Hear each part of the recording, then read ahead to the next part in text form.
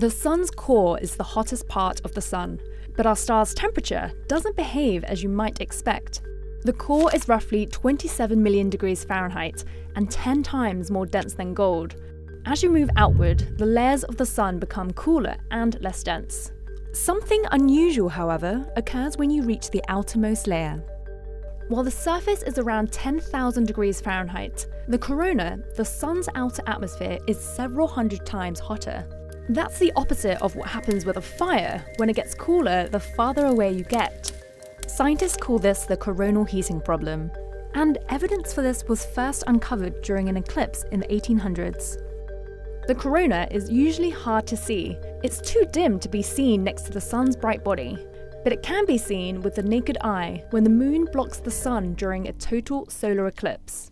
To understand how this mystery was discovered, it helps to know how scientists started studying the chemical properties of materials on Earth.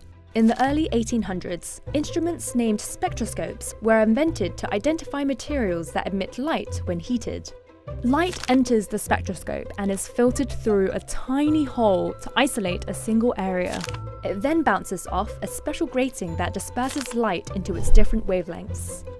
While sunlight contains every wavelength, scientists discovered that every chemical element and compound contains a unique pattern of wavelengths that allows scientists to determine the composition of light sources.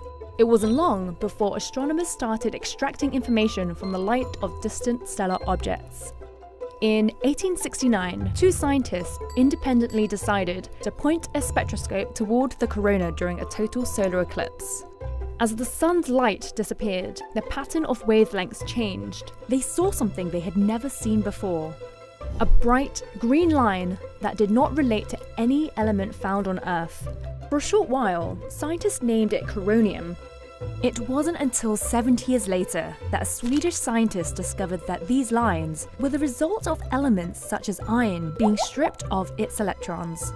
Every element has a specific number of electrons surrounding the nucleus. As each electron is removed, more energy is needed to remove the next one.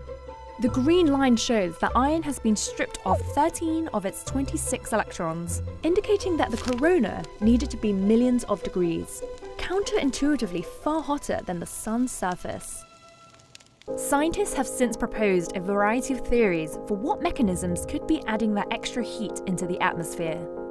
One theory suggests that small waves in the sun's surface pushes particles and heat into the atmosphere, a bit like how ocean waves push surfers.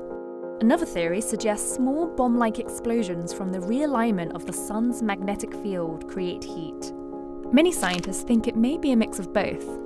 We've studied the corona from Earth during many eclipses, but to solve our star's biggest mystery, we have to make direct observations from the region itself.